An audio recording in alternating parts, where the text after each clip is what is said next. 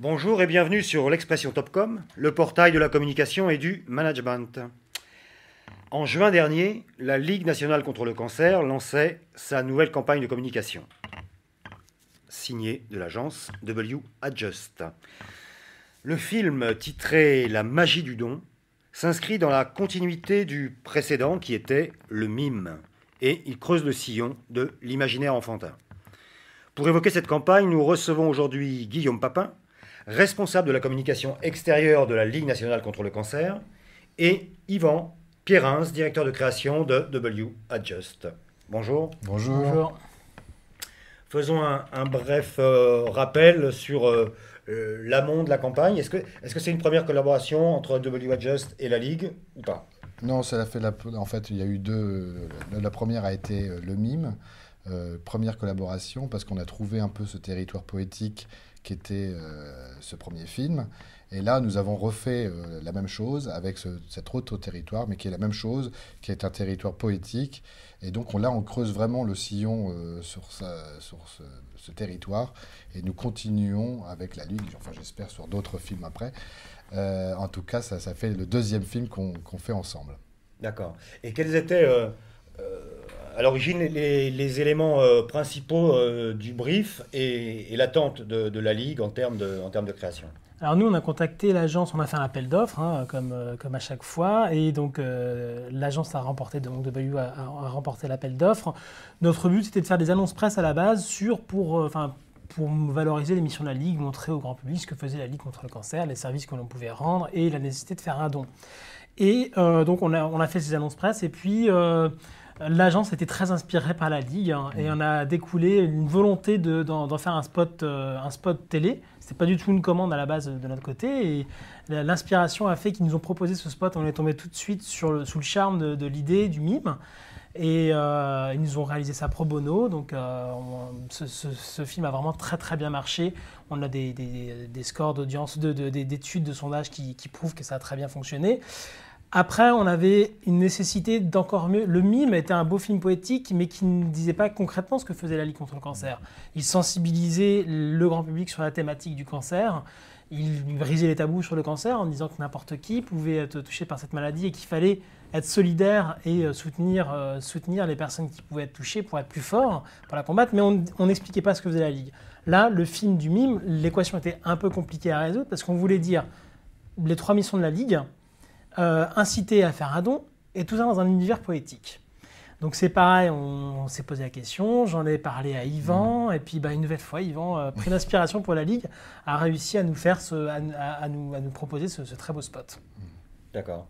Et donc là, la campagne s'est déroulée, c'était de mi-juin jusqu'à début juillet. Oui. En télé. En télé. En télé. Après en cinéma en août. D'accord. Et Internet. Ok. Est-ce que quel bilan vous en avez fait pour l'instant en termes de remontée, en termes d'analyse? Alors, les retours, après, les retours des gens qui nous appellent, qui témoignent sur notre site, etc. Il y a toute la campagne qui est faite sur Internet où on voit les gens qui réagissent sur le spot, etc., avec des retours très positifs. Nous, en termes de dons, concrètement, on se rend compte que être présent en télévision et avec ce type de message, ça permet de parler positivement. Le ton de ce spot n'est pas du tout alarmiste, n'est pas du tout anxiogène. Et du coup, ça permet de concrétiser le don. Donc, on sait déjà, là, sur la période estivale, au mois de juin, que les dons ont été meilleurs sur cette période lorsqu'on a été diffusé en télé. Les connexions Internet ont été assez importantes. On a eu 70 000 vues sur YouTube du spot, 350 000 impressions, donc c'est assez important comme chiffre. Et au cinéma, on a eu, grâce à la générosité de Screen Vision et Mediavision qui nous ont offert des espaces, la possibilité d'être présent pendant un mois au cinéma. D'accord. Grosso modo, on a fait 250 000. Le film n'a pas été post-testé, Ipsos Non, Non. pas du tout. Pas du tout. D'accord. Alors, vous évoquiez les dons. Alors, dites-nous un peu la place de la Ligue sur le marché de la collecte de fonds, je dirais. Comment se situe la Ligue On est le premier acteur associatif dans la lutte contre le cancer. On est un acteur qui est présent sur tous les fronts, que ce soit dans le domaine de la recherche. Donc, on recherche pour pour faire en sorte de faire disparaître, on l'espère un jour, le cancer. On est très concrètement aussi pour l'accompagnement des personnes malades. Il y a 350 000 nouveaux cas de cancer par an, 150 000 décès. Donc malheureusement, il fait des ravages au sein de la société. Donc on est là pour accompagner les personnes malades, leurs proches, toutes les familles, et également faire évoluer la société sur cette problématique sociétale qu'est le cancer. Et on est également là pour faire passer des messages de prévention, d'information auprès du public pour limiter les risques de rencontrer un jour cette maladie.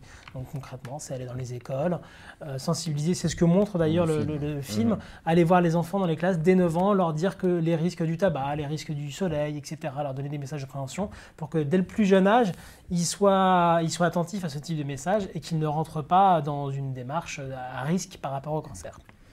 Et donc, en dehors de l'appel à la générosité publique, quelles sont les ressources de la Ligue? On est entièrement dépendant de la générosité du public. On n'a pas du tout c'est les seules ressources. On n'a pas du tout de revenus de l'État, etc. On est à 98% financé par la générosité du public, les legs et les dons. Et aucun mécénat d'entreprise? Alors si, il y a les entreprises, mais c'est le public, oui, c'est-à-dire qu'on n'a pas de subvention publique. Oui. Les entreprises, on a des entreprises partenaires, on mène de nombreuses actions avec là, on va très, très prochainement relancer notre partenariat avec Leclerc, qui lutte pour le cancer des adolescents, donc pendant un mois. Donc voilà, on a plein d'entreprises partenaires, mais c'est essentiellement nos 740 000 adhérents qui nous soutiennent à l'année, qui financent et qui arrivent à combattre et à gagner du terrain sur le cancer. Ça fait nous la première ONG française en termes de nombre d'adhérents. 740 000, c'est considérable. Et ça représente quoi donc en volume Chaque année, c'est 85 millions d'euros de dons. Ouais. Voilà. Et entièrement réinvesti donc dans les 3 missions que je vous ai citées tout à l'heure, dans la recherche, dans l'accompagnement des malades. La recherche, donc on finance 100 équipes d'expertise qu'on a sélectionnées, etc., qui ont des vrais programmes de recherche sur tous les champs de la recherche, fondamentale, clinique, sciences humaines et sociales. Donc on est sur tous les champs de la recherche. On finance les personnes malades. On est malheureusement dans une situation de crise comme aujourd'hui, il y a des gens qui n'arrivent plus à faire face aux frais qui ne seront pas remboursés par la sécurité sociale. Donc une maman qui doit aller faire sa chimiothérapie à l'hôpital, et c'est ce que montre le spot une nouvelle fois, et qui a besoin d'une assistante maternelle pour garder ses enfants, ça c'est pas remboursé par la Sécu, donc là nous on peut aider concrètement.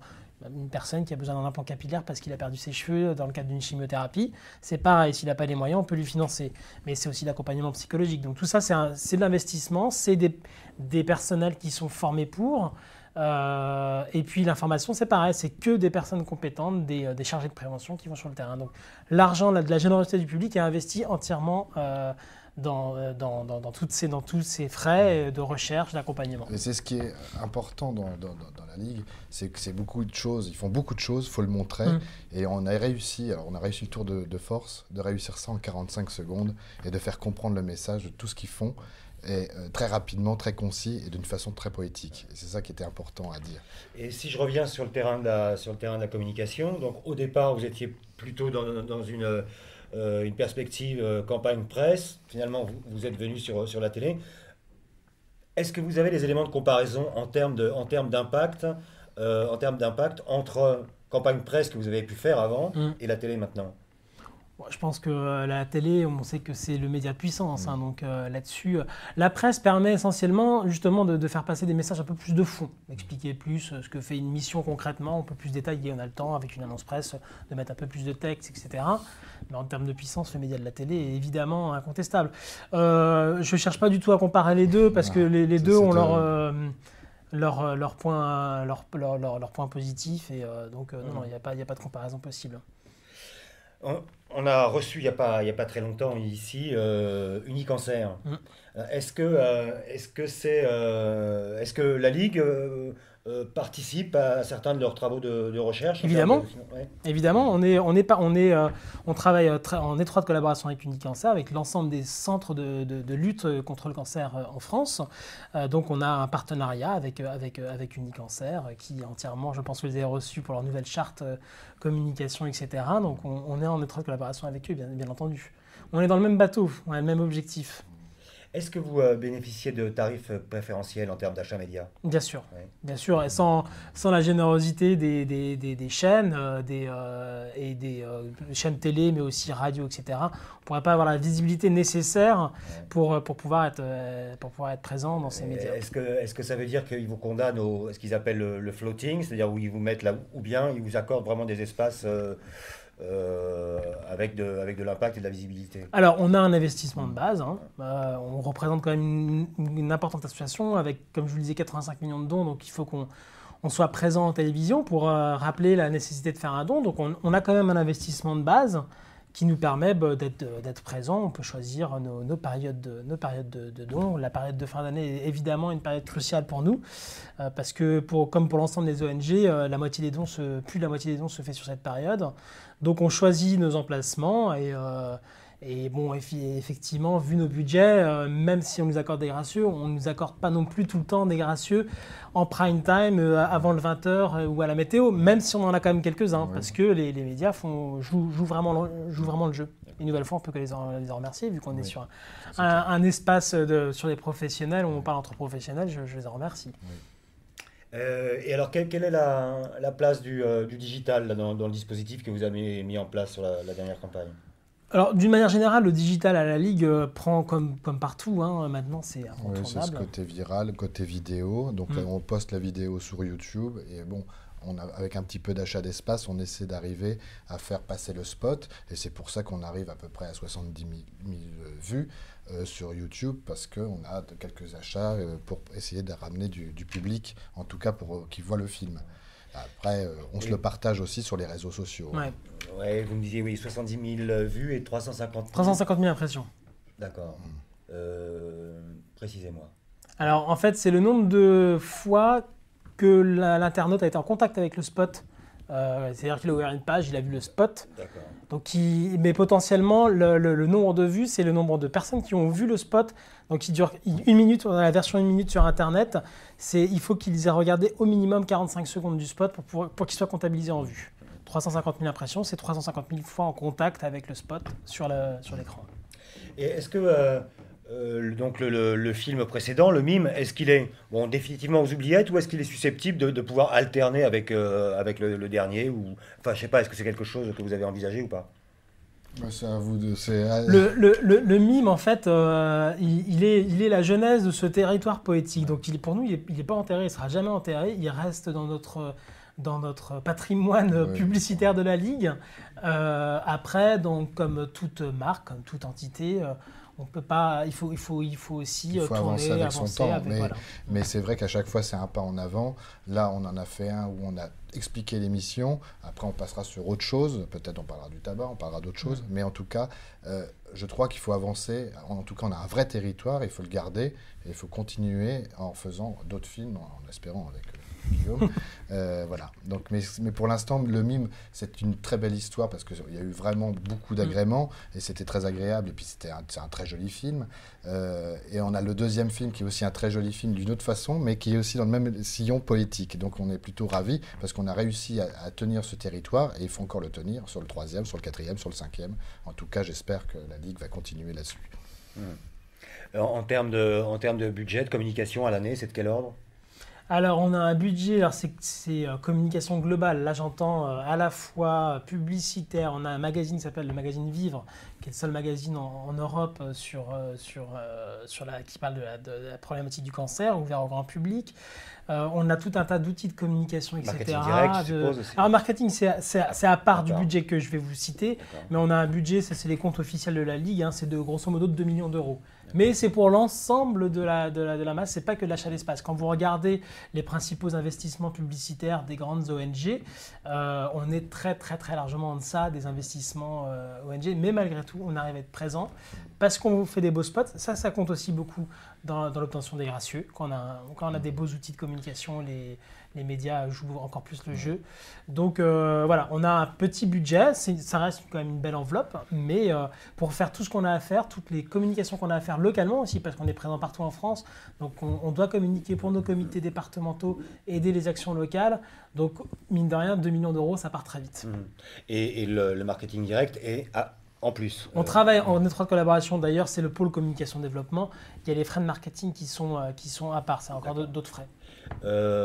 Usage de emailing en termes de marketing direct ou... Le très classique, hein, on est vraiment sur les canaux les plus classiques qu'emploient toutes les grandes ONG, de l'appel à dons, on reçoit de l'emailing, on reçoit du papier, on reçoit de tout.